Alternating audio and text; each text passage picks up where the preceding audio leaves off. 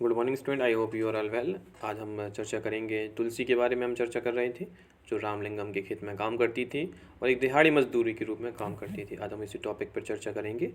This is one of the few times in the year that I find a regular work. Now I am transplanting the paddy when he was plants have a grown a bit of lamlingam with the call us again for weeding and then finally once again on the harvesting. When I was young, I could do this work with no difficulty, but nowadays I grow older. I find wending for a long hours with my feet in water very painful.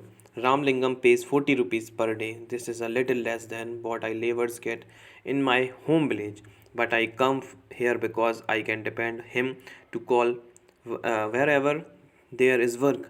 Unlike other, he does not looking for cheaper labor from other village. My husband Raman is also a laborer. We do not own any land during this time the year. He sprays a parasite when there is a no work the farm. He finds a work outside, either loading a sand from the river or a stone from quarry nearby. This is sand by truck we use to nearby towns to make our houses.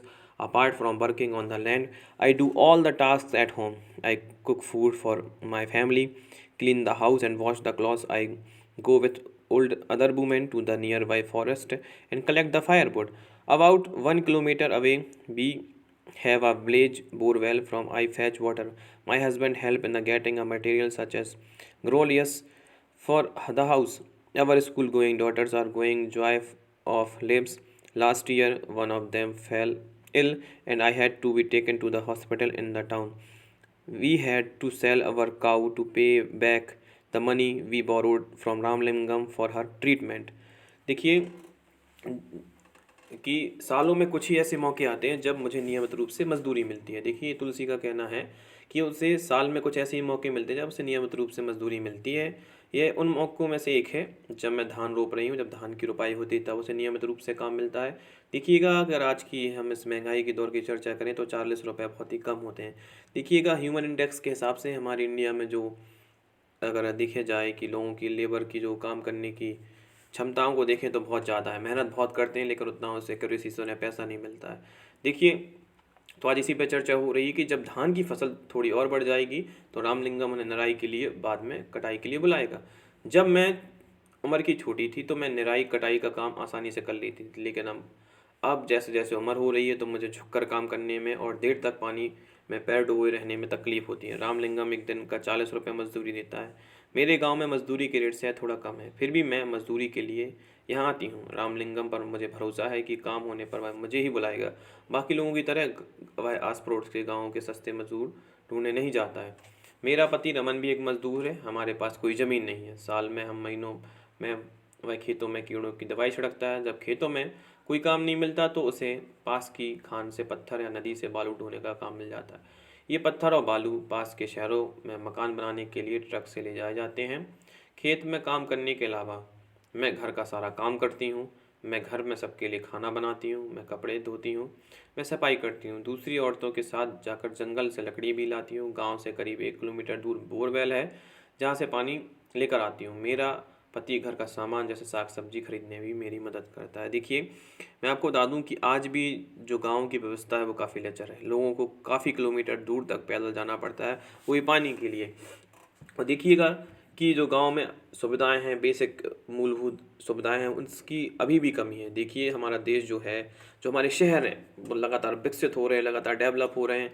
हमारी सरकार कई तरह की योजना चला रही है, smart village, पर फिर भी आज भी हमारे गांव की स्थिति वैसे ही की वैसे ही है। कुछ अभी परिवर्तन देखने को लिए नहीं मिला है।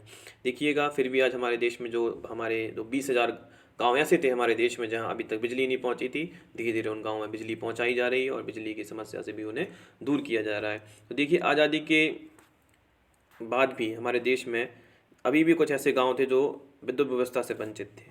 तो देखिए लगातार देश अब गाँव में भी लगातार गाँव को विकसित किया जा रहा है, लगातार डेवलप किया जा रहा है। तो देखिए आजकल जो गाँव के लोग हैं वो शहरों की ओर इसलिए मूव कर रहे हैं कि गाँव में बेसिक सुविधाओं की कमी है।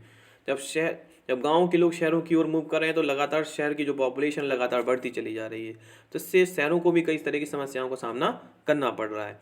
तो देखिएगा अगर हम दूसरे देशों की अगर गाँव की तुलना करें अपने देशों की गाँव से, ये अगर अमेरिका की के गाँव की तुलना अगर हम अपने देश से करें तो बहुत ज़मीन आसमान का आपको फ़र्क देखने के लिए मिलेगा। कनाडा की अगर तुलना करें, कनाडा के विलेजेस की तुलना करें अगर हम इंडियन विलेजेस से, तो आपको बहुत अंतर देखने के लिए मिलेगा। देखिए हमारा देश डेवलपमेंट की ओर जा रहा है, भविष्य में हमारा देश एक डेवलप कंट्री ज़रूर बनेगा। लगातार हम इन कार्यों पे हमारा देश जो है वो काम कर रहा है, सरकारें लगातार काम कर रही हैं। तो देखिए आज भी बस देखिए किसी एक देश के लिए को विकसित होने के लिए और देश के नागरिकों की जो मूलभूत आवश्यकताएं होती हैं, देखिए मूलभूत आवश्यकताएं अगर किसी देश के लोगों की पूरी हो जाएं तो समझ लीजिए देश उस डेवलपमेंट की ओर जा रहा है, देश आगे की ओर बढ़ रहा है। तो देखिएगा आज भी हमारा ह्यूमन जो अगर इंडेक्स देखें उसके हिसाब से हमारा देश आज भी बहुत पीछे है दुनिया के देशों से। देखिए हमारे देश में जो है कि सबसे बड़ी प्रॉब्लम मेरे हिसाब से पॉपुलेशन है। Population is growing day by day, जनसंख्या लगातार बढ़ रही है।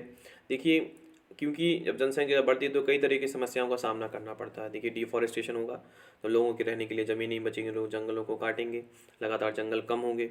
ठीक है, तो इससे क्या है कि अगर जिन देशों में देखिए यूरोपीय देशों में क्यों है, क्योंकि यूरोपीय देशों में less population live in Europe continent, देखिए जनसंख्या वहाँ बहुत कम है, इसलिए गवर्नमेंट अपने नागरिकों को मूलभूत आवश्यकताएं आराम से दे देती हैं। और भारत में क्या है, बहुत समस्याएं, क्योंकि यहाँ पे जनसंख्या ज़्यादा है, पॉपुलेशन ज़्यादा है, तो गवर्नमेंट सभी लोगों को मूलभूत आवश्यकताएं नहीं दे पाती हैं।